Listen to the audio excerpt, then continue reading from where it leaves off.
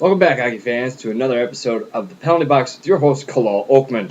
Week 1 of the VHL is in the books. That's right, Week 1's in the books, and last night, Sunday night, was the start of Week 2. Will some of the teams that are on top in their divisions and also in the conference be able to keep their foot on the throats of the other teams in the division or conference? Or will some of the other teams on the outside looking in, will they start to right the ship and start the ascension through the ranks and try to dethrone some of the proverbial favorites that are currently on top? Or will some of the cellar dwellers kick in the basement door and find their way to daylight? Or will they just continue to shovel away, digging themselves a deeper hole? That and more coming up after this quick short break. Don't go away.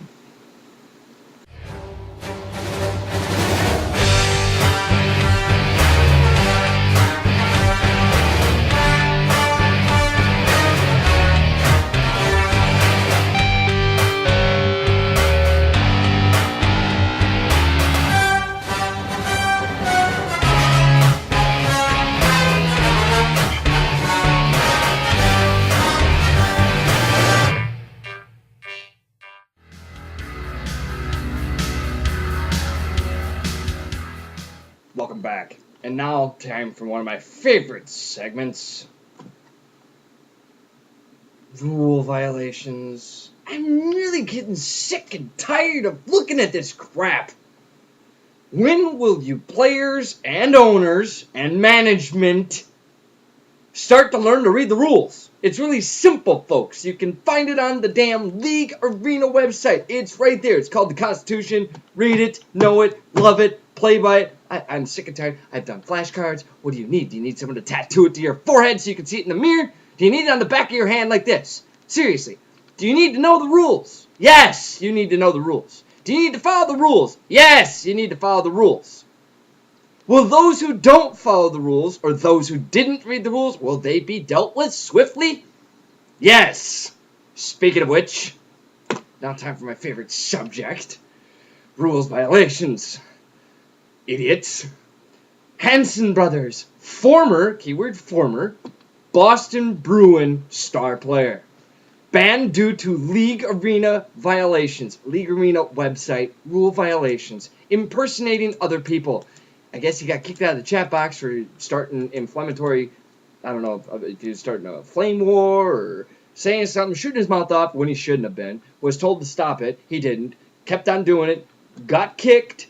Had a temporary suspension from the chat box. Decided to circumvent that ruling and create a whole new account and impersonate his teammate. When he was found out that he set up a whole new account to do this, he was banned by League Arena officials. At first, the VHL decided to give him a 1-week suspension, a 3-game suspension, for conduct unbecoming. But league officials, League Arena officials that is, who's higher than the VHL answers to these people, decided to ban him for blatant rule violations that everybody who signs up on League Arena signs their name in the dotted line saying they will follow. Also, more rule violations. Players from San Jose, Calgary, and Montreal were found to be in violation of the games played rule. You're scheduled to have 3 games a week. Only 3. No more. No exceptions whatsoever. During the regular season. They had 4 at the end of week 1. Now, I have to give props to both Montreal and Calgary. Both their owners stepped up to the plate, admitted guilt, and also told the league they will take care of whatever punishment the league decides to hand down. Props out to you guys for being man enough to admit that you guys were wrong, that your team was wrong, and that you will take the punishment however the league sees fit. However, there's one minor exception. One of the players involved for Montreal, Focus6969, the GM, has played 5 games when only 4 should be played. 5. Something's wrong here. He's the GM. Now, I've talked to Blue Nose before. Blue Nose is a stand-up guy, and he's willing to take the rap for his team's infractions. He wants to make sure that his team and his players, management, they all know the rules. This guy is making Blue Nose look really, really bad. If I was Blue Nose, I'd take him up behind the woodshed and beat, the living shit out of him. Literally. I swear to God, you can't have this on your team.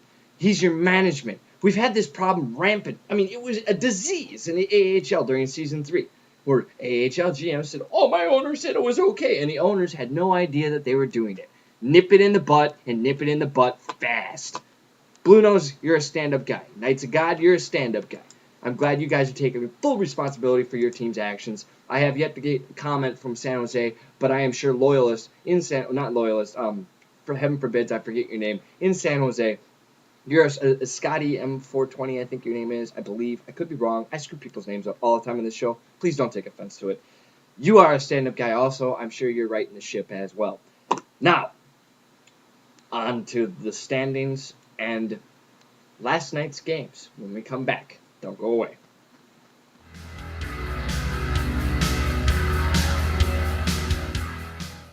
Welcome back. And now for last night's games and the current standings after the Sunday night's games starting week 2.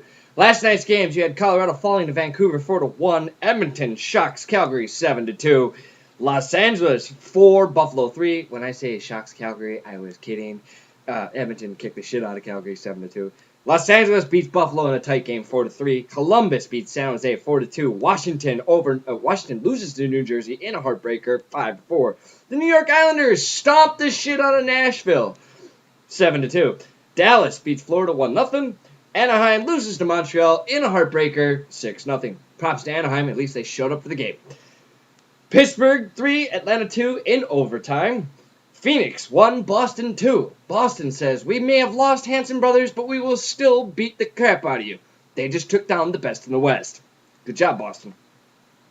Detroit shocks Minnesota. I shouldn't say shocks Minnesota. Minnesota shocks Detroit by taking them to overtime. Detroit does win the game 3-2, but Minnesota is starting their comeback. They have now gotten points in the last 3 games. They're starting their way back up. Good going, guys. Toronto 5, New York Rangers 3. Who gives a shit? You're paid this much, Toronto. You should be beating the crap out of everybody. 5-3, it's the Rangers. Props to the Rangers for not getting a mercy killing. But come on, Toronto. $15 million for one guy, and you're only beating him by 2 goals. What's wrong with you? Ottawa and Chicago postponed due to technical difficulties. St. Louis walks all over Philadelphia 6-0. I guess St. Louis took exception to that big mouth Dark Cloud Donnie's words on the radio saying that they won't make the playoffs. That is, St. Louis won't make the playoffs. 6-0. And then a heartbreaker down in Tampa Bay. They take on their division rival, the Carolina Hurricanes. Hurricanes withstand the storm, but lose 3-0. Hurricanes fans were disappointed. However, they did take some sort of silver lining, if you will. Tampa Bay threw out their best line. The last time Tampa Bay played with this line, they beat the crap out of Atlanta 8-2. To only give up 3 goals to this vaunted offense that Tampa Bay has is pretty good. Still room for improvement. A lot of work to do in Carolina. However, you're on the right path. Now for the standings real fast.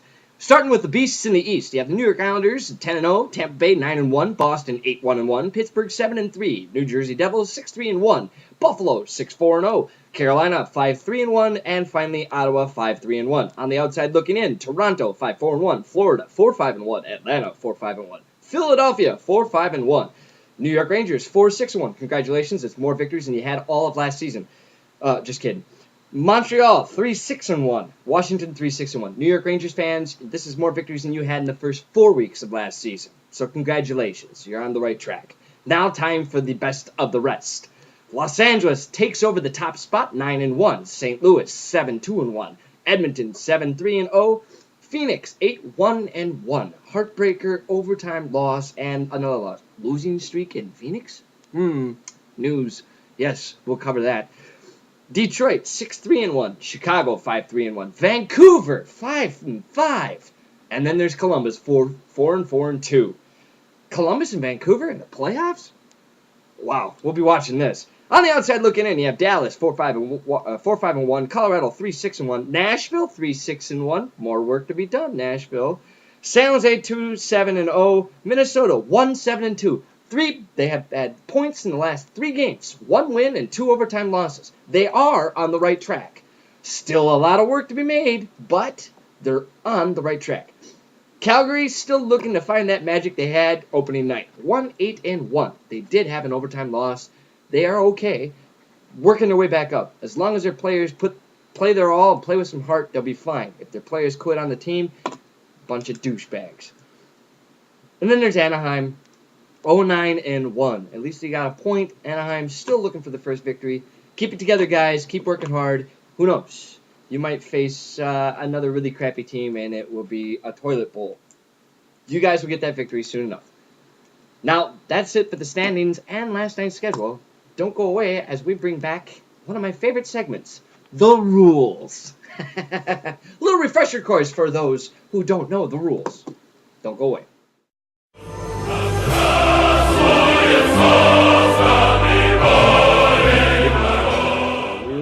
We broke it. Hello, Fiddlesby Bucks fans. I'm sorry, but that Colo Oakman go on and on and on about rules. It starts to drive me mad. I need to find vodka bottle, drink it, and then beat him over the head with it. I had to cut in on broadcast. I've been watching streaming, and it's pretty good. Good episodes this year for Season 2 of Penalty Box and Season 4 of VHL. But one major problem. Not enough fights. Speaking of fights, what is wrong with Flyers of Philadelphia? I'm calling you out just Donnie, you poopsie. I hear on radio show you no longer want to drop gloves. Your team's record is absolutely terrible. You need to be taken out back and face firing squad, the whole lot of you. Flyers of Philadelphia with a record of 4-5-1, you should all be sent to Siberia regional team. No one ever comes back. You will be forgotten in Siberia. You got beat by St. Louis, 6-0. You got beat by Pittsburgh Penguins, your rival. You shoot your mouth off. Yeah, well, they shoot puck at you, and your goalie couldn't stop anything. Your goalie couldn't hold the jock strap of Vladimir Chekyov's kid. That's right, his kid. His little itty-bitty poopski could stop more pucks than your goalie. You keep running your mouth and all this other crap and flapping your gums and say you don't fight. From looks of your team record and the way you play games, you need to drop gloves and send message to other team. Make them fear for their lives that you will not only beat them, but you will beat the crap out of them in the fight too. You poopsie. Drop the gloves. And the Claw Oakman can talk about the rules till he's blue in the face. Personally, I don't care. I want to see more fights. Not enough fights in Season 4. What is wrong with you? That Darth Forsberg, ever since he put on suit and tie, became owner of Carolina Hurricane. He no drop gloves either. He's a poopsie too. I'm talking to you, Donnie and Darth. Drop the gloves. I want to see more fights. And that is all from Mother Russia. I am Sergei Gunchenkov, and I will see you. That's how they say, the ice is the center. When they drop puck. Until then, have good night.